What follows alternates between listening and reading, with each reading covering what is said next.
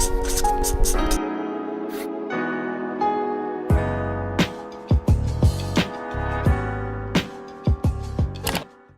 guys, what's up? It's Mansi. Welcome back to my channel. Today I will tell you the magic recipe of how to survive medical school by telling you 5 things that I have learned in medical school myself. So whether you're just starting out in medical college or you're well into your second or third year, doesn't matter. These are the things that are going to help you. To be honest, you are going to realize these things as you grow older, but consider this a nudge to steer you into the right direction and tell you the things that you should take care of.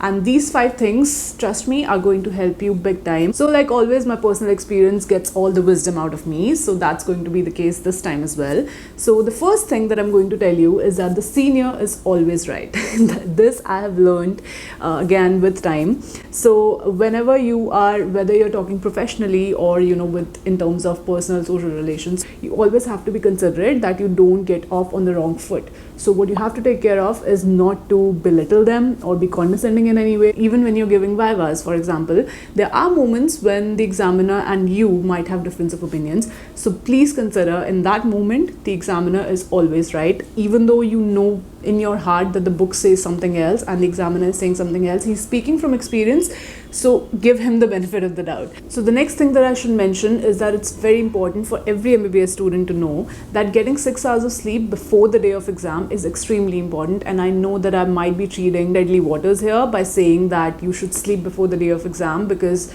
we medicos are famous for all-nighters and just studying before the day of the exam, and that being the most helpful thing of all. But trust me, I speak from personal experience. Whenever I have given any exam without sleep, it has not gone well. So I'll tell you a very horrific story that I don't think I've mentioned before. So I had my final prof exams and I had the surgery practical the next day, and I came back. So we had back-to-back practical exams, and I came back after gynae practical, and it was I think 6 or 7 o'clock in the evening. So I thought that I would sleep for a while. The plan was to wake up at 11 p.m. and then study at night so that I can be prepared for the viva.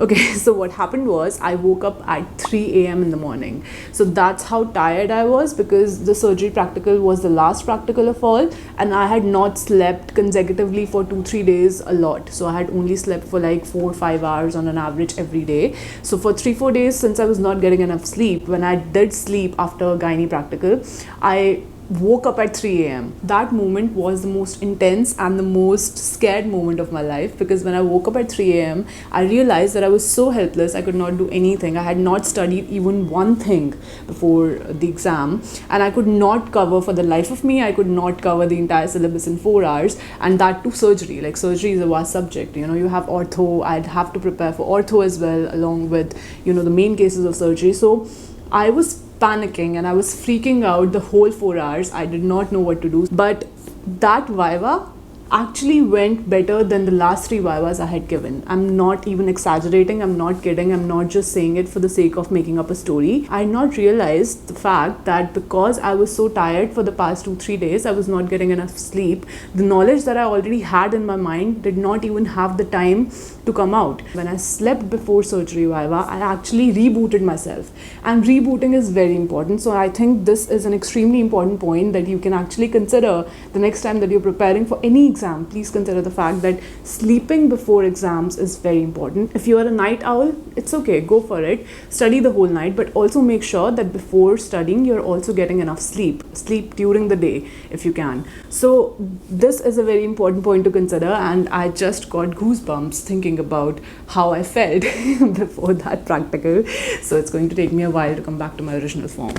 Right. Deep breaths, everyone. Deep breaths, Mansi. It's over. You pass surgery.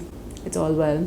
But I'm actually not kidding. Like, surgery viva was actually the best viva that I gave out of all the 4 vivas I gave.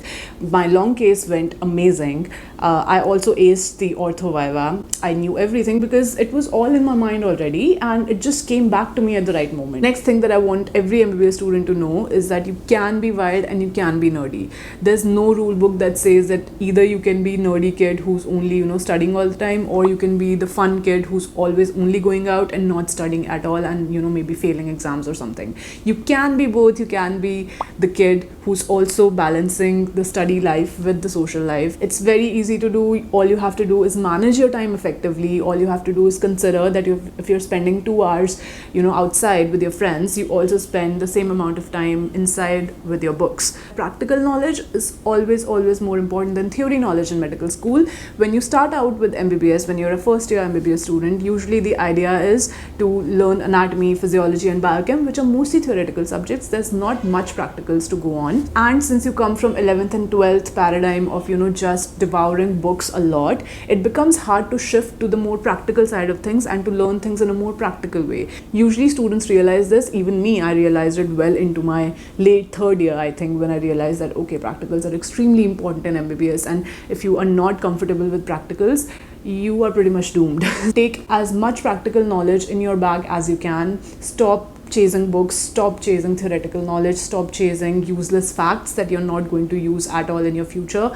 The only thing that is important here is to know how to interact with patient, is to know how to take history from patient. These small things that your seniors are going to tell you, including your teachers and everyone. So these things you have to take care of in medical school instead of relying solely on books. The last thing that I want to mention that I think every MBBS student should know is the fact that group studying is extremely important and actually helps. Because personally for me, I like studying alone. I like having the space to myself where I can focus, and usually when I'm in a group, I end up gossiping or just talking random things and I stop studying. So usually group studying does not work for me that well. But when it comes to practical things, when it comes to conceptual understanding of things, when you discuss it with someone, it becomes very easy to remember it later on.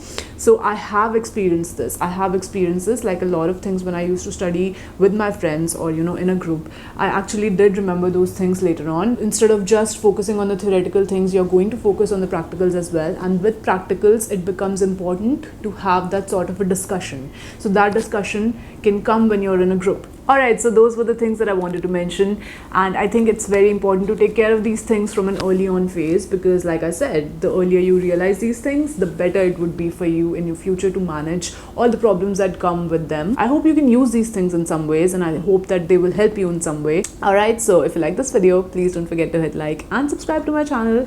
I will see you guys very soon. Bye bye, take care. Side note, if you like this video and you want more videos like these, then you can comment below what my next video should be about. I'm taking suggestions, open to suggestions. I will get right on it if I think it's doable. So yeah, I'll do that. Hope you have a great day ahead. I'll see you guys very soon. Bye bye.